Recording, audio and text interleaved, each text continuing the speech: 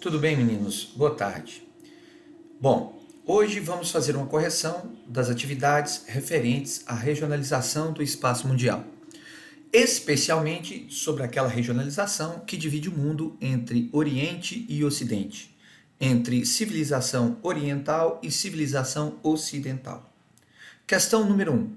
Com base no que estudamos, pontue aspectos que enunciem uma conotação eurocentrista em seu cotidiano, ou seja, no nosso dia a dia. Como eu disse a vocês, o eurocentrismo representa uma ideologia que dá centralidade à cultura europeia. Ou seja, a cultura europeia é a referência para o que consideramos aceitável, para o que consideramos correto, para o que consideramos belo. É óbvio que é uma ideia equivocada. É uma ideia que foi difundida, especialmente ali com as grandes navegações no período do colonialismo, mas é uma ideia que ignora toda a influência de várias outras civilizações, de vários outros povos que não são europeus.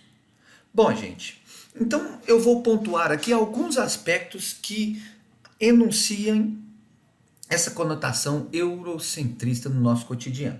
O primeiro desses seria aquela ideia que nós temos de que tudo que é melhor, tudo que é bonito, tudo que é belo vem da Europa.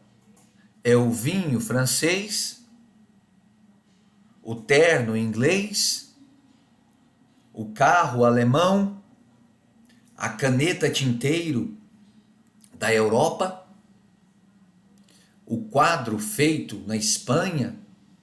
Enfim, nós vemos que tudo que é europeu nós consideramos bonito, nós consideramos chique, nós consideramos requintado, né? Afinal de contas, o objeto veio das Europas, veio do além-mar. E essa ideia, ela existe e é incutida em nossas mentes até hoje, até a atualidade. Outro elemento, outro aspecto que denota essa visão eurocentrista no nosso cotidiano é a questão da arte. São os aspectos artísticos. Pessoal, tudo aquilo que consideramos bonito, tudo aquilo que consideramos belo na pintura, na escultura, na literatura e no teatro tem origem na Europa. Por quê? Porque, afinal de contas, foi a civilização que nos influenciou diretamente. Porque a partir da Europa saíram os navios dos exploradores que encontraram e colonizaram o Novo Mundo, colonizaram a América. E a partir daí, deixou marcado nesse novo continente todas as suas características culturais, pelo menos as principais delas. Então, aquilo que consideramos bonito em termos de arte, pintura, escultura, literatura, teatro, etc., é aquilo que vem da Europa. Muitas vezes vemos desenhos e esculturas do Oriente que, num primeiro momento, nos causam estranheza, pelo exagero nas formas, pela forma de caricatura daquele desenho, pela forma estranha daquela obra de arte.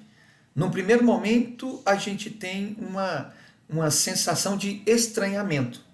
Só depois nós vamos nos acostumando e vamos reparando e notando na beleza daquela obra. Mas, de um modo geral, a gente considera aceitável a arte da Europa. Outro elemento muito interessante, meninos, é a questão dos aspectos físicos dos indivíduos.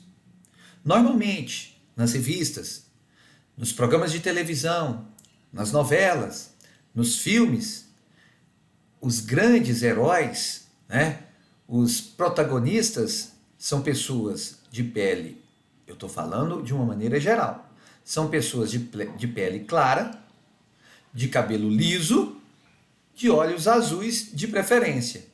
E com certeza, com corpos esguios e esbeltos. Então esse padrão de beleza é o padrão de beleza europeu. Tanto é que a própria imagem de Jesus Cristo mais difundida é a de um Jesus europeu.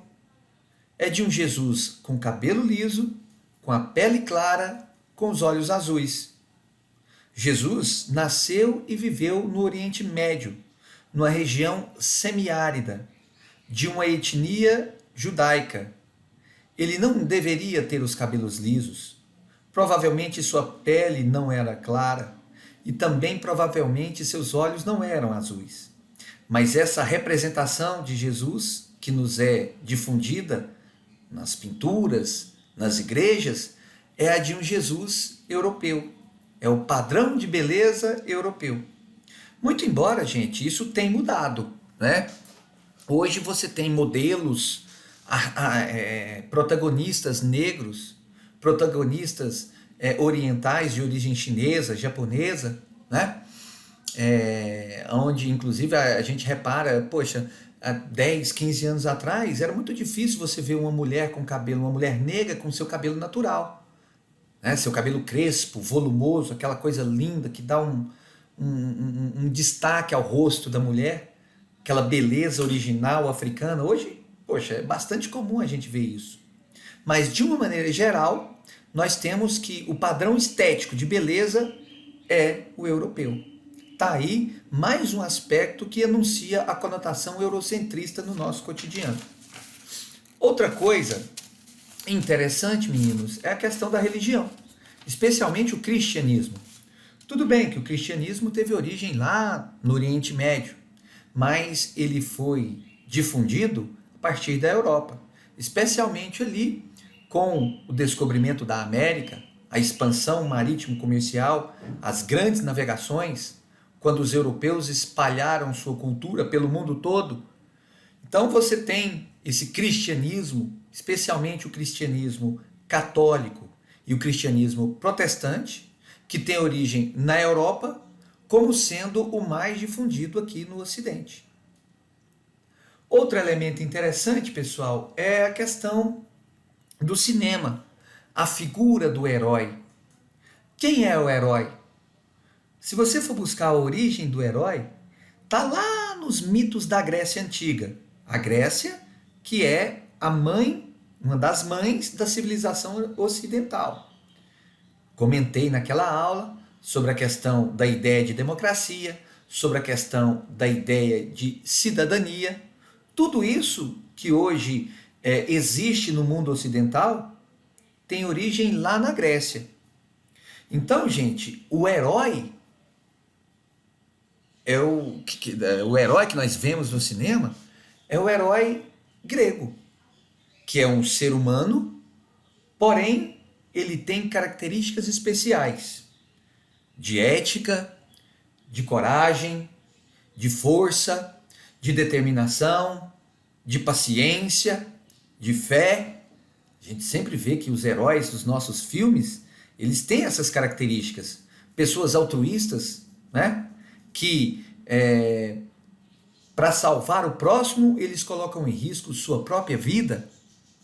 Então, essa figura do herói que a gente percebe em 99% dos filmes e das novelas aqui do Ocidente, é baseada no herói grego, contado lá nos mitos da Grécia Antiga, nas grandes epopeias que naquele tempo eram usadas também para ensinar às novas gerações sobre a cultura e os feitos dos antepassados.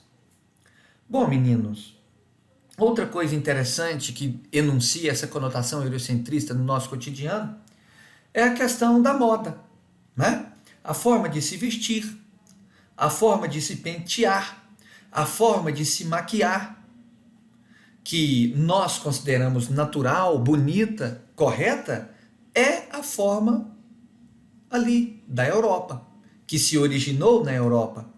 Quando nós vemos pessoas vestidas de formas diferentes, mulheres com véus, né? Homens com saias, né? E outros tipos de visual, homens com tumbantes, né? Barbas enormes, embora hoje na cultura ocidental está usando muito barba, mas nós vemos que, apesar de achar bonito, a gente não teria coragem de se vestir assim. A gente não teria coragem de colocar aquele tumbante e sair andando naturalmente na rua. Por quê? Porque o padrão de moda, de vestimenta, de visual, de aparência que nós achamos aceitável é o padrão ocidental, que teve origem ali na Europa.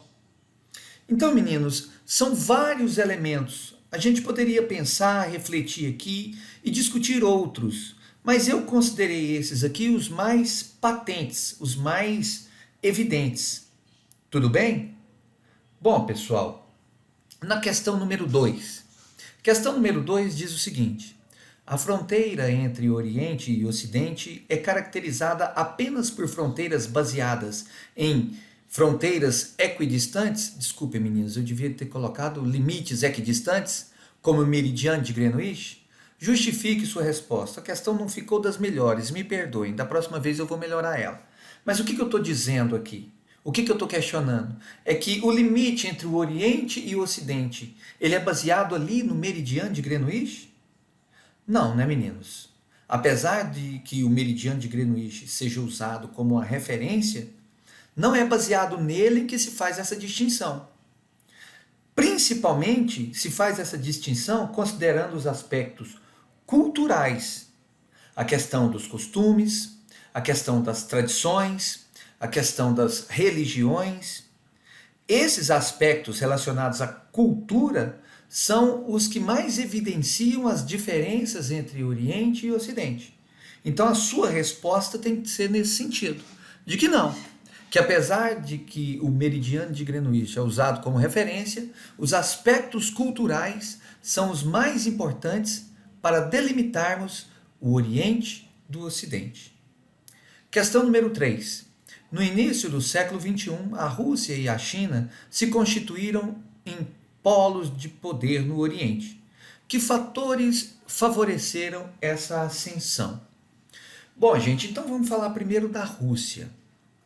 Com o fim da União Soviética, pessoal, a Rússia, aquela região do mundo ali, a Rússia, aqueles outros países, aquelas outras repúblicas que constituíram a União Soviética, ficaram perdidas.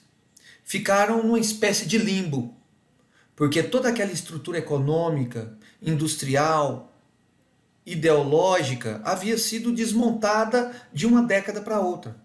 Ficaram órfãos. Mas a Rússia logo tratou de se reestruturar.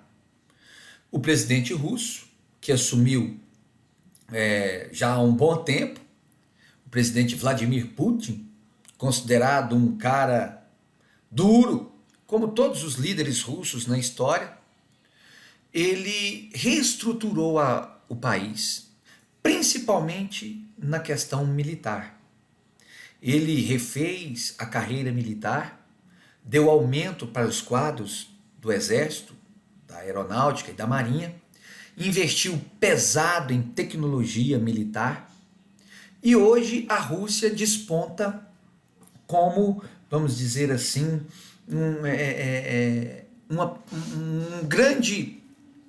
um grande referencial geopolítico militar na região.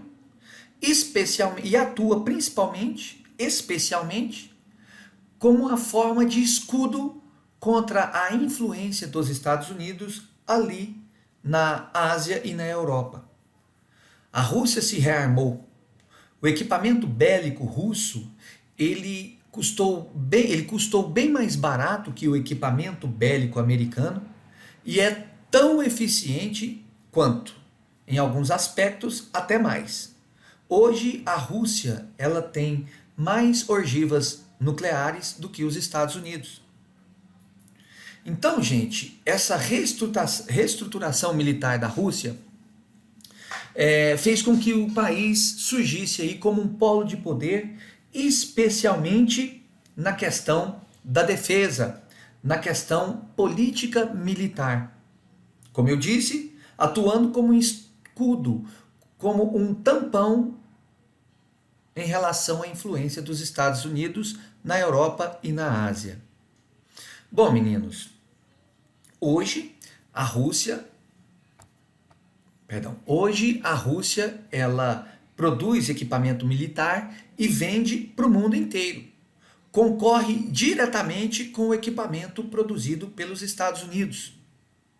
Então, no que diz respeito à Rússia, questão do cenário político-militar, ela surge como um polo de poder no Oriente, concorrendo diretamente com os polos de poder do Ocidente, especialmente os Estados Unidos.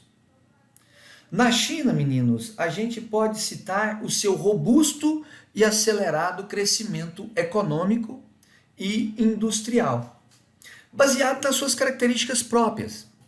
A China, pessoal, tem uma grande massa de mão de obra barata, uma mão de obra abundante e barata. Também tem mão de obra qualificada. É um país que investe pesadamente em pesquisa, em avanço, né, científico, em desenvolvimento tecnológico. Só para você ter ideia do tamanho da China, né? A classe média na China tem 400 milhões de pessoas. O Brasil tem 210 milhões de habitantes. Ou seja, quase o dobro da população brasileira representa a classe média na China. Então, gente, essas características próprias da China, como o próprio poder, né, muito questionado por ser centralizador, por ser autoritário, esse poder centralizado facilita o desenvolvimento de projetos nacionais, com objetivos de expansão tecnológica, de expansão industrial, de expansão comercial. Então a China, ela desenvolveu enormemente nas últimas décadas, né, a questão da produção em larga escala. Se os chineses quiserem, eles levam à falência qualquer setor de indústria de produção no mundo, porque eles têm condição de produzir em grande escala e uma produção barata. Como se produz em grande escala, com a margem de lucro de centavos por unidade, você tem no final disso uma montanha de dinheiro. Então, gente, graças a essas características peculiares da China, as quais eu não estou aqui julgando se são corretas ou incorretas, eu não quero entrar nesse questionamento, né? Essas características peculiares da nação chinesa fizeram com que o país, em termos econômicos, em termos comerciais, ascendesse de maneira muito acelerada e muito robusta, causando medo nos Estados Unidos. Então hoje a China concorre com os Estados Unidos em termos de comércio e em termos de influência geopolítica. Ela disputa com os Estados Unidos, para e passo, áreas de influência pelo mundo.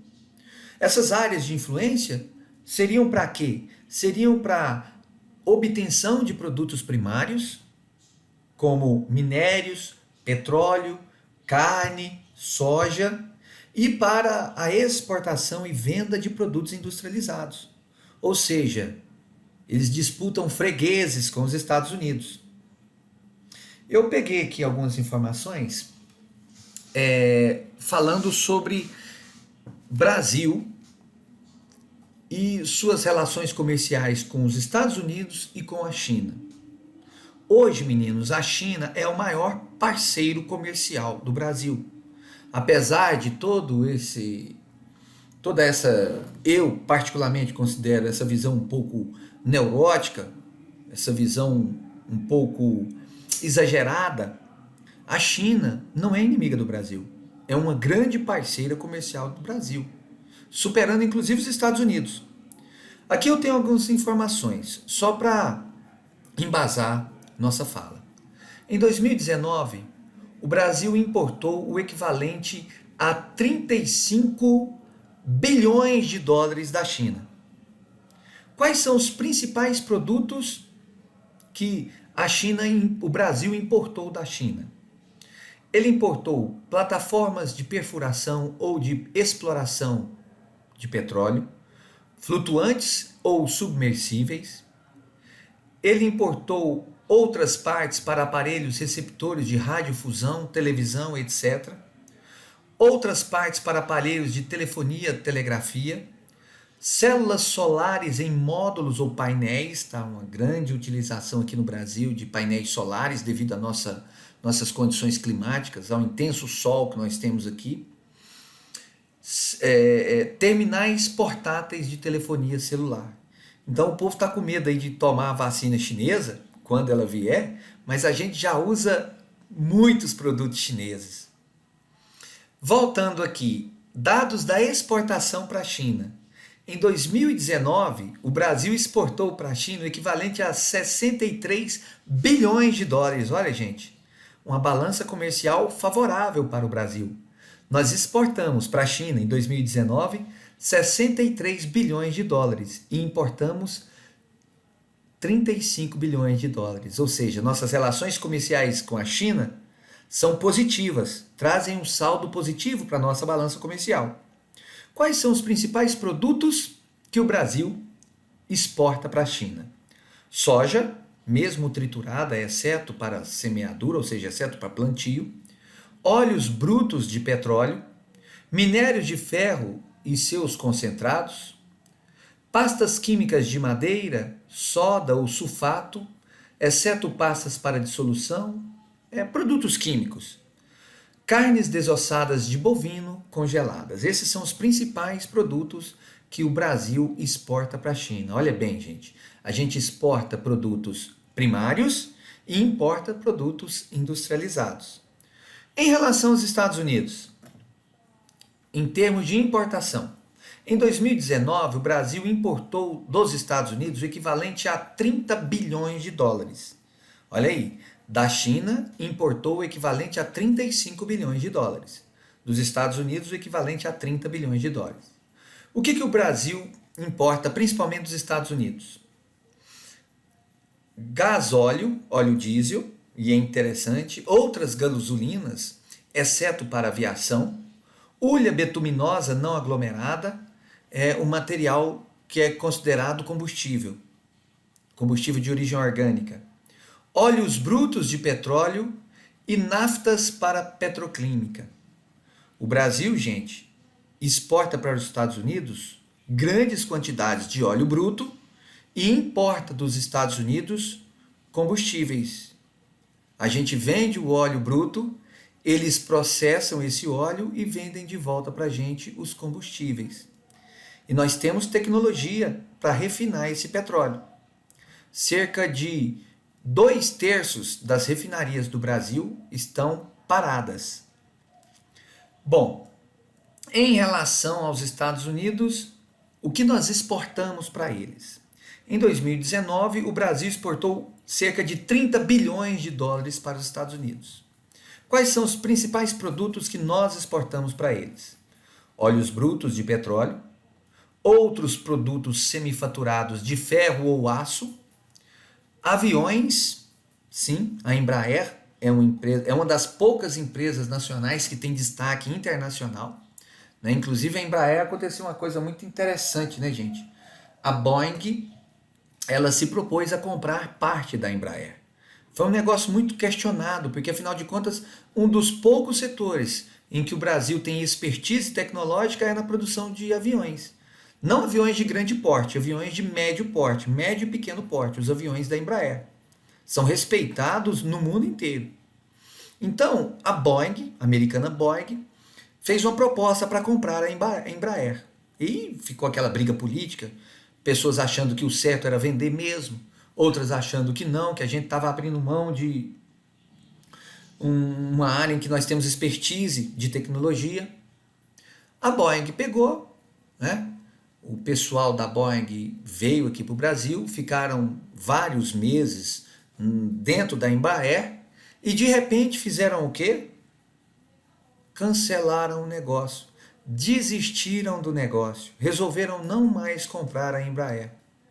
É claro, né, gente, que nesse processo eles ficaram ali vários meses com todos os projetos, com toda a tecnologia da Embraer, devem ter copiado tudo, devem ter ali os projetos de todos os aviões, inclusive o KC-380, o KC-360, acho que KC-380, que é uma joia, um dos mais incríveis aviões de carga militares do mundo, desenvolvido pela Embraer. Um avião que tem um mercado gigantesco no mundo inteiro. A Boeing, os executivos da Boeing desistiram do negócio, mas muito provavelmente levaram daqui todos os nossos projetos e toda a nossa engenharia.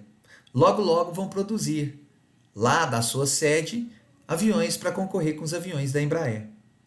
Então a gente exporta para os Estados Unidos aviões, outras gasolinas, pastas químicas, ou seja, vários produtos químicos. Então você tem aí, gente, que China e Estados Unidos são os dois maiores parceiros comerciais do Brasil. Questão 4. Considerando os elementos da divisão entre Oriente e Ocidente, analisa as afirmativas e assinale V para verdadeiro e F para falso. Vamos lá. Letra A. A dualidade entre Ocidente e Oriente corresponde apenas à divisão de hemisférios do planeta? É aquilo que nós comentamos lá atrás. O meridiano de Greenwich é a referência, mas não é considerado só por ele. Então essa aí é falsa. Além das proporções fronteiriças, a dualidade entre Oriente e Ocidente está demarcada por elementos culturais, sociais e financeiros. Sim. Esses elementos, eles são os principais delimitadores do Oriente e do Ocidente. Verdadeira essa questão. A ascensão dos Estados Unidos enquanto polo de referência no mundo ocidental mantém relação com o fato de sua colonização ter ocorrido pela Inglaterra? Falso, meninos. Porque os ingleses não colonizaram apenas os Estados Unidos, eles colonizaram vários países pelo mundo. Inclusive muitos países considerados pobres, subdesenvolvidos. África do Sul, vários países africanos, além da África do Sul. A Índia, vários países com a condição socioeconômica péssima foram colonizados pela Inglaterra. Então, nós não podemos dizer que a importância e a ascensão dos Estados Unidos se deve à sua colonização pelos ingleses, não. A gente pode dizer que se deve pela um dos elementos que interferiram na ascensão dos Estados Unidos enquanto referência, enquanto potência, foi a colonização de povoamento ocorrida pela Inglaterra. A Inglaterra colonizou vários países pelo mundo, vários lugares no mundo. Mas, de uma maneira geral, aqueles que experimentaram a colonização de povoamento se desenvolveram, enquanto aqueles que experimentaram a colonização de exploração, hoje são países subdesenvolvidos. Letra D, então essa aí é falsa. Letra C é falsa. Letra D, os países latino-americanos têm sua cultura marginalizada no Ocidente em função do seu baixo poder econômico e da pouca representatividade em conselhos internacionais. Verdadeiro, né? São países pobres aqui, a maioria dos países latino-americanos. Quando você vai lá na ONU, a representatividade desses países na ONU é pequena. São nações que não têm poder de decisão na ONU. Então, isso é fato, né? Os países latino-americanos eles têm sua cultura marginalizada dentro dessa visão ocidental. Ou seja, na civilização ocidental, a América Latina é meio que o patinho feio, é meio que o primo pobre. Bom, então essa verdadeira, letra D verdadeira. Letra E, existem países do Oriente que possuem culturas milenares com contribuições fantásticas à humanidade, contrário ao ideário da concepção eurocentrista. Perfeito, é aquilo que nós comentamos lá atrás. Uma das críticas à visão eurocentrista é justamente essa, ela não levar em consideração outras culturas que também influenciaram o mundo ocidental. Então essa letra E é verdadeira. Questão número 5. Faça um desenho representativo do hemisfério ocidental e oriental. Então, gente, é uma questão livre, né? Você vai fazer um desenho qualquer representando as diferenças entre o Oriente e o Ocidente. Aquelas charges que eu coloquei na nossa última aula dão uma boa ideia. E a questão número 6, explique as expressões velho mundo, novo mundo e novíssimo mundo. Como nós comentamos, tem no texto referência referente a essa atividade. É uma regionalização também baseada na visão eurocêntrica, que coloca o velho mundo, ou seja, o mundo mais antigo, o mundo conhecido primeiramente como sendo o primeiro, né? O novo mundo, que é o continente americano, que foi ocupado e foi colonizado pelos europeus, e o novíssimo mundo, que é a Oceania, que foi uma região do mundo descoberta posteriormente também pelos europeus. Então você percebe que o velho mundo representa o primeiro, o original, o europeu. O novo mundo veio depois e o novíssimo mundo depois ainda. Também, galera, é um tipo de classificação, um tipo de regionalização equivocada, né? Porque ele coloca como ponto de referência, como ponto de vista, a visão dos colonizadores europeus. Eles escreveram a história. Como eu disse naquela aula, para os europeus não existe história do Brasil antes da chegada deles. A história do Brasil ela é contada, a da América como um todo é contada a partir do processo de colonização. Tudo bem, meninos? Então tá aí. Fizemos a correção das 6 questões referentes à regionalização do espaço mundial, especialmente naquela que divide o mundo entre Oriente e Ocidente. Corrigem direitinho, assistem esse vídeo, desenvolvam suas próprias respostas com esses elementos que nós comentamos aqui. E amanhã, na nossa live, a gente vai estar à disposição para esclarecer algum questionamento, para esclarecer alguma dúvida e fechar com chave de ouro esse assunto. Tudo bem, meninos? Então, até mais. Fiquem com Deus e até a próxima.